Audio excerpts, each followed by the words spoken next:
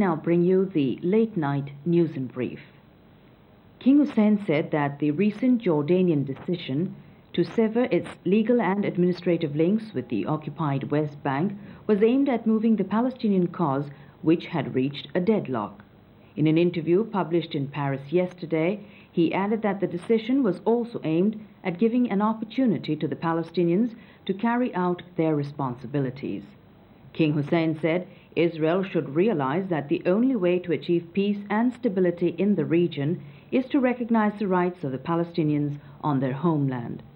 He said Jordan would continue to provide assistance to the residents of the West Bank. The Qatari envoy to the United Nations, Dr. Ahmed Abdulaziz Al-Kuwari, met with the President of the UN Security Council, Li Louis of China, yesterday. Dr. Kuwari said he conveyed to the Council President Qatar's pleasure on fixing a date for a ceasefire between Iraq and Iran. He also expressed Qatar's readiness to contribute to the Security Council's efforts in achieving peace and stability in the region. Political sources in Beirut said they expect that the President of the Lebanese Parliament, Hussein al-Husseini, will set 18th of this month the date for convening the House to elect a new president. They said the session to elect the new president should be held before the 23rd of August, before the expiry of the term of President Amin Jamal. The United States, the Soviet Union and Britain have urged South Africa to open its nuclear plants to international inspection during talks with Pretoria's Foreign Minister Pik Botha in Vienna. A statement issued at the end of the confidential talks said there had been informal discussions on the issue between a delegation headed by Botha and senior diplomats of the three countries. South Africa has a top-secret plant capable of producing weapons-grade enriched uranium, and many experts believe the country possesses nuclear weapons or can make them.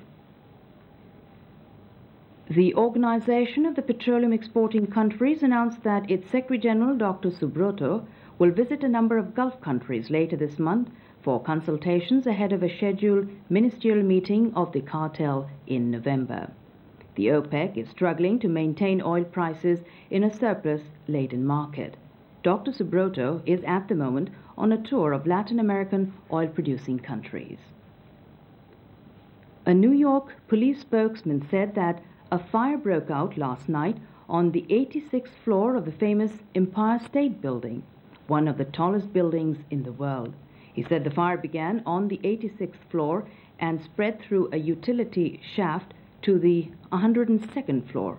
There were no immediate reports of injuries, nor was it clear whether the building was being evacuated. And finally, the U.S. Defense Department announced that President Ronald Reagan has selected Lieutenant General Norman Schwarzkopf to become the next head of the U.S. Central Command, the military arm responsible for all American forces in the Middle East. He would replace General George Christ, who is to step down from his command on November the 23rd and retire. Schwarzkopf is currently serving as the Army's Deputy Chief of Staff for Operations and the senior U.S. Army member of the Military Staff Committee to the United Nations. And that's all we have for you for the moment. Stay tuned in for more news in French. Good night.